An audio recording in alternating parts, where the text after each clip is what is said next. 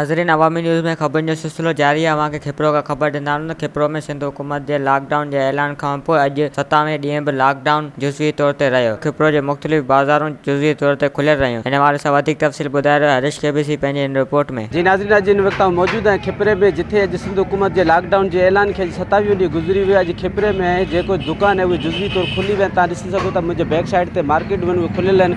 आवाम आहे उहा जेका ख़रीदारी में रुधल आहे ऐं हिननि खे करोना जेका एमरजेंसी आहे हुन बाबा जी हिननि खे परवाह न आहे। CM सिंध जा जेके बि अहकामात आहिनि हिननि हवा में उॾाए छॾिया आहिनि। उन खां गॾोगॾु तव्हांखे इहो बि ॿुधाईंदो हलां त जेका इंतिज़ामिया आहे उहा हिते अॻो निंड में सुतल आहे। दुकान खुली विया आहिनि, मार्केटूं खुली वियूं आहिनि।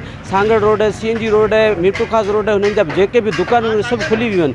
ऐं उन खां गॾोगॾु हिते बि तव्हांखे इहो बि ॿुधाईंदा हलूं त जेके हिते जा जेके राहकू आहिनि उहे ख़रीदारी में मसरूफ़ आहिनि। ईअं कोन थो लॻे हुननि खे त करोना वबा फैलिजी सघे थो ऐं काफ़ी सारा माण्हुनि हुननि पंहिंजी दुकानूं खोली छॾियूं आहिनि।